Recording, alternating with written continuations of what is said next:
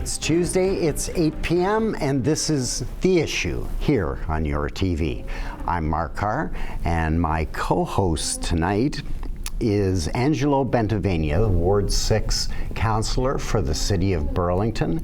And Angelo has brought in some interesting guests. We've had the whole studio participating, I think, so far this evening. But Angelo, it's an interesting show that you brought us today. Well, I'm excited about today's show. It'll be certainly the first for me, and probably the first for Kojiko to have some live entertainment, I guess, in some ways in the studio. So I am really looking forward to this next half hour. Okay, and our guests are the owners of Triple C Farm, and I'll let Angelo introduce them to you before we introduce our furry guests. Right. So to my left, I have Trish Simons and Pascal Gauthier.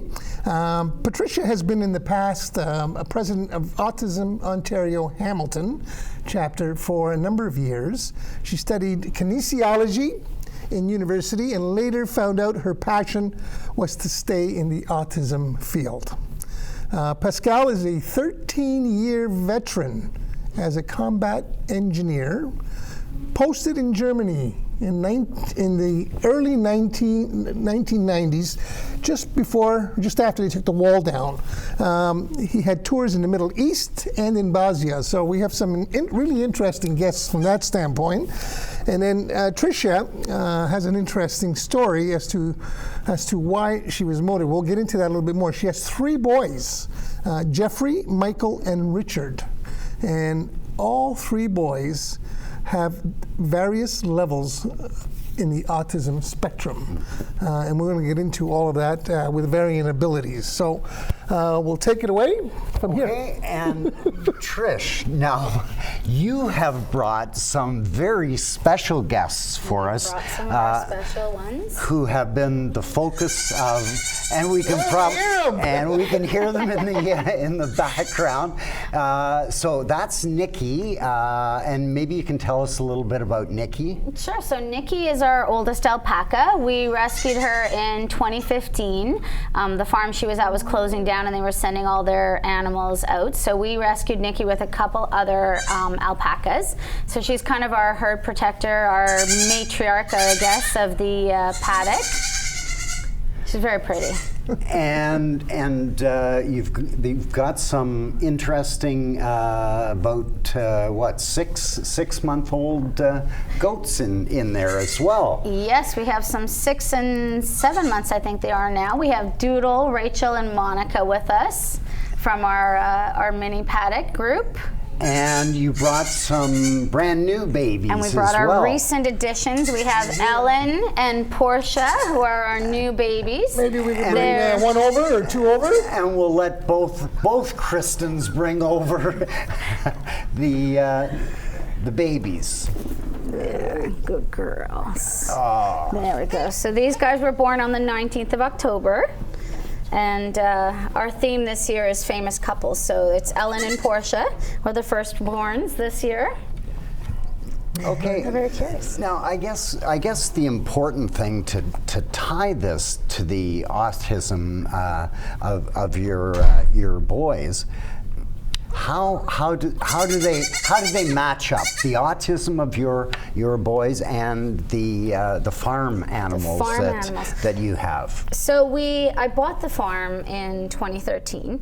My oldest son has always wanted to be a farmer, and I thought, I had a couple of horses that I didn't feel they were being taken care of very well. So I thought, okay, let me do this on my own and be able to help my oldest son as well as my other 2 sons develop a lifestyle that they wanted and that they were interested in. So we bought the farm and started going, and basically all three of the boys would tell me what animals they wanted. So as soon as they told me an animal they wanted, we'd go out and try and find it at an auction or from a place that might have been closing or that sort of thing. So we started with 4 goats and then 2 sheep, and then we got some pigs, and then that kind of blew up to where we are now with about 160 4-legged friends and 120 2-legged friends. Wow, that's quite an expansion of your farm. It went a little crazy, yes. Lots of love. So when I did come to visit the farm, just maybe we can explain to the audience how it fits in with people who come to visit the farm and what you do outside of the farm as well, where you make what I would call home visits or business visits. And share the experiences that you have on your farm with your children in the outside world. Sure. So originally it was just built for the boys. I looked at trying to make it a permanent place for them so that I could at some point go away and live an adult life. Most people have their kids. You expect it around 20. They go off to school, they get a job, they lead their own life. When you have children with autism, that's not always a possibility. So I started making plans to how can I set them up for life, that I know if anything ever happened to me, my guys would be okay. They'd have purpose, productivity, functions, and they wouldn't be just sitting in a room talking to themselves or watching videos or whatever. So that's the reason it was started. And then I thought, how do I make this happen for other people? Like, let's open the home and make it a home for other adults with special needs so that their parents can find a home for their children as well, where they can relax and know that their child will be taken care of for life. So that was the main purpose of the farm. Then the question was, well, how do we get to that? Like, what do you do? I didn't have the time to start a day program. I didn't have the time to do a lot of this stuff. We ended up meeting up with a husband-wife team called Dynamic Supports, and they had the very same vision I had about making programs where the adults were productive, not just doing crafts or sitting in a hall or kind of being babysat while their parents were at work because the parents didn't know what to do. We wanted to make sure they had a purpose and could learn skills because they all have such great potential. We wanted them to learn skills that will lead them forward to maybe even getting a job. It might be a volunteer position, but if they think of it as a job and that they're doing something it makes them feel good. So that's where the farm kind of started to take that avenue. We have that help now that way. Animal-wise, we started getting hooked up with goat yoga classes. So when we started doing goat yoga classes, we went out and rescued more goats and were able to then increase our herd to provide that, let's say, a stress breaker for people. So many people leave a yoga class going, this is the best day of my life, because they came in maybe with a lot of tension and a lot of stress, and then they left smiling and happy and had good memories. I saw the reaction of the staff here at your TV. As soon as they came in to the room, into the studio, everybody gravitated to it, and you could just feel everybody feeling more relaxed. Yes. Yeah, goats have that amazing quality.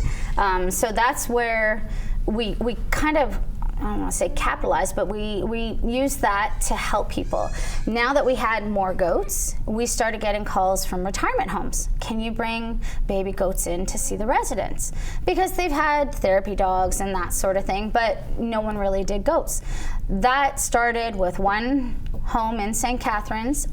They then spread that to the other sister homes. That now has gone into 4 different retirement home groups that we now service, and we're picking up new ones all the time because they're seeing the benefit not only for the clients of the homes, but the staff. all the staff, the same thing you said you saw, the staff come in, they have that moment where they've got a tough job. You know, they're helping these people near the end of their lives, and they're dealing with a lot, and they took that moment to cuddle a baby goat. They all leave smiling, and that's kind of gives these little guys a really good job. Like, what better world can you live in where you're just cuddled, loved, hugged, and then you make everybody happy, right? So it's two-pronged then. Originally as the autism program for your boys, then expanded that a little bit, and then another avenue that you took, helping bereaved people, end of life, senior citizens. Yep. So it really has taken on a life of its own. It took on a complete life of its own. And then when I met Pascal, so I started this alone. It was just me and the boys when we did this. So it was a bit of a rough go. I met Pascal in 2015, and his background, he had grown up on a ranch in Quebec. So when we talked about me having horses and whatnot, literally a week after I met him, he came out to the farm on a Sunday, his only day off, because he was working in the tunnels, and started scooping horse manure out of my paddock for me. And I'm like, oh, maybe we need to keep him. Maybe we need to I was going to ask you what your role was, Pascal, but I'm sure it's more than just that. I build things. So how could we connect, as Mark just brought forward the conversation about the three-prong of nursing homes and autism and bereaved situations. Animals are always comforting, there's no question. Can you give us some examples of things that you felt real good about in terms of, say, the autism situation, where they've learned skills and they've learned to move forward from those skills? Can you give us any examples of those? Transferable skills. Transferable skills, yeah. So every parent say, hey, clean up your room.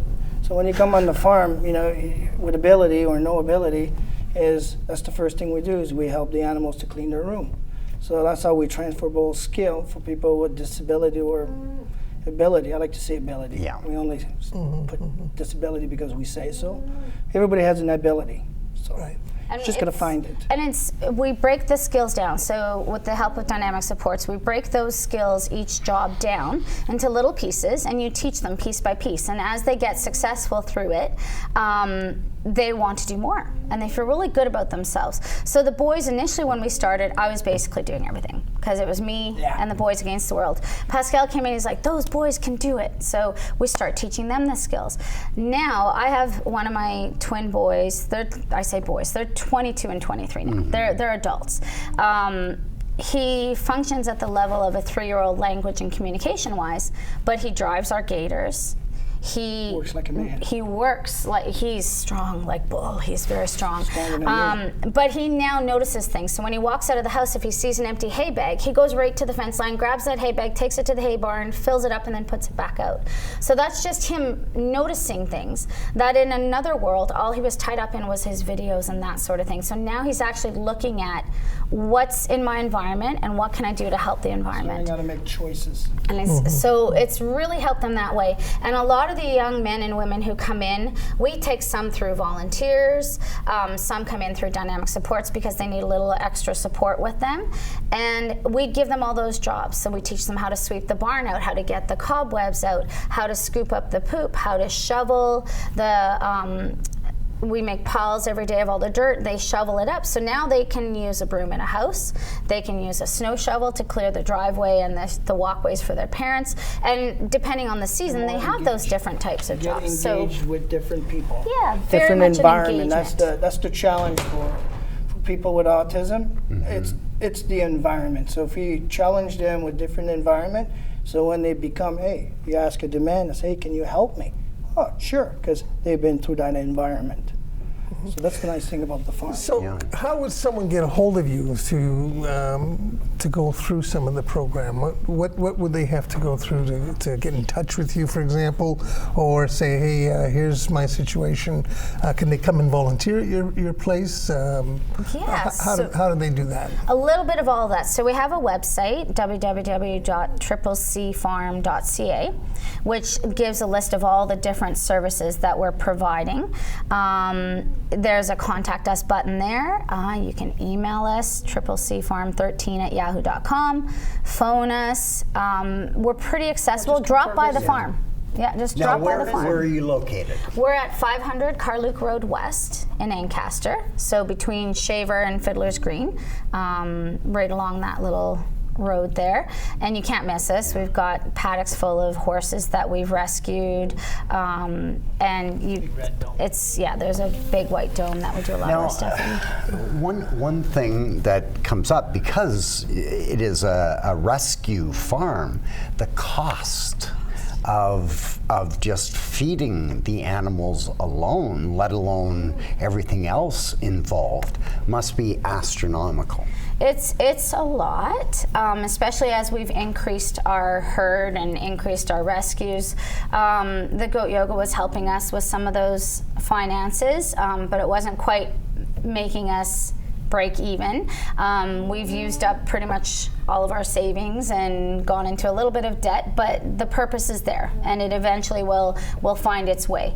So are you a not-for-profit? No, we don't have that. That's a lot of work to get into. We are looking at working with a trust fund very shortly, and that trust will do donations and handle things for us so we can do tax receipts. But right now we do everything as a contribution, so you're contributing towards the animal's care. So guests who come to the farm, our petting zoo is open 10 to 5 every day except Wednesdays. Wednesdays are special, I'll tell you about those. But between those hours every day, you can drop in. We ask that you do a $5 per person contribution, but it is a contribution, so it's up to you. We want to make sure that if a family comes and they can't afford that whatever they contribute, can still access the farm and get the benefits of all that whole thing. Yeah, and we really encourage, it really was encouraged for families with special needs individuals, because I have 3 of them. I've been through the meltdowns, I've been through the tantrums, I've been through all of that, and it doesn't bother me. And there's no judgment at the farm. The animals don't judge you, the humans don't judge you. You can come and bring your adult, child, youth, whoever, to come and visit and feel that you can relax and enjoy yourself as well, because you don't have to worry about that they look different maybe, or that they're doing something. To go through a meltdown, it's okay. It's a farm. We got let them do it. The animals are used to it. So where do you rescue these animals? We go to various auctions. So we've gone to the auction in Kitchener, OLX. We go to Hagersville auction. Sometimes we when we have the finances, we'll scan sort of the Kijiji ads and different things that might be having, closed down sales.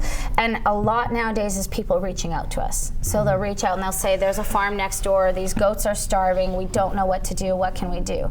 And we'll do our best to help. We've just recently taken in 3 more rabbits in the last week that people had to surrender because of different situations. So we try and do as much as we can, and as much as our finances will allow us to do. And room. Yeah, we're constantly building more homes. Now, I have been to the farm. Yes. And we brought about 40 people for a birthday party, actually, and I knew about the goat yoga, and I said I had to go see this, but I got to tell the story. So when we were there, and by the way, it was a phenomenal day, you brought up, you introduced me to Stuart. And Stuart is a full-size goat. He's a full, yeah. And she says, this is Stuart. We rescued him from, he used to be named Stu. It took me about 10 seconds to figure this out. Stu to Stuart. And I think this is a great story of organizations like yourself. Yeah. Who go out good and conversation. It You talk about the animal, where they're from. Yeah. So everybody has a story. Everybody. So is us. So it's easier to use the animal as a transition icebreaker. So don't have to have the cell phone to say hello anymore. Yeah. I have a goat. Except cell phones with cameras came out big time That's here. the only electronics we encourage at the farm, is take your phone out, Memories. take your camera out to make memories and take pictures, but enjoy the time away from all of that electronic, that fast-paced world. Get back to the basics. Make some Enjoy the friends. fresh Make air, friends. the animals, and interacting, watching your kids have a ball, you holding a baby and feeling so relaxed that, there's good things in the world, right? here we are watching Pascal holding this baby for the last whatever time, 20 minutes or so. And I can touch it. Is it a he or she? That's she. That's little Ellen. And she's as comfortable as a human baby. As soon as we rescue or we have a birth, so we do a few breedings at the farm because for retirement homes we do need little tiny ones so that they will sit on the laps of the residents there. But from the moment they're born or the moment we rescue them, we handle them daily with love and cuddles, and they get very used to it. This little one actually, right after she was born, actually climbed on my lap while she was still wet to look for attention. Like she'd been 5-10 minutes old. So we help the mom do her thing, letting her do most of it, but there if we need to. But once they come to us, they don't know anything but love, and even from our guests, and they thrive on human contact. Well, the animals that you've brought in, the alpaca Nikki, right, Nikki? Hi, Nick. Right, Hey, Nick? turns over. Yeah. Right, Nikki? Is very calm, and as soon as you put a hand on Nikki, you can feel your blood pressure dropping significantly, and they're so used to people around. And that surprised me a little bit. I thought they may be a little skitterish. Around it. Well, and actually Pascal was big in that because coming from his background with PTSD, he'd come to the farm and there'd be moments when he'd be having some stress. And things would kind of, between my children and his Army career and that. But he would go out into the field and he'd sit on the gator with the horses in the field, and then 20 minutes later he'd come back like a different person. And we do stuff with veterans with PTSD, and our Wednesdays, we dedicate our Wednesdays to Family Day. It's the one day we take off as a family, but we open it up to first responders that day. So it's free to all first responders. We're gonna do one day a month where first responders can bring their families with them. But what we were hearing is we had a few people visiting who had PTSD, and they were talking about how good they felt. We have one lady that comes once or twice a week, depending on how her disorder is affecting her that week. She shows up a little early because we know her. She comes in before the crowd comes in, and she sits and she just holds a baby goat. And she'll be there for hours. And then she leaves and she's like, I'll see you next week when I'm, or if I need to this week again. So we started some programming around that, and we realized that because of their calmness and because it does bring your heart rate down and it does it brings you to the present. So it kind of takes you out of your mind and puts you in the now with what you're doing.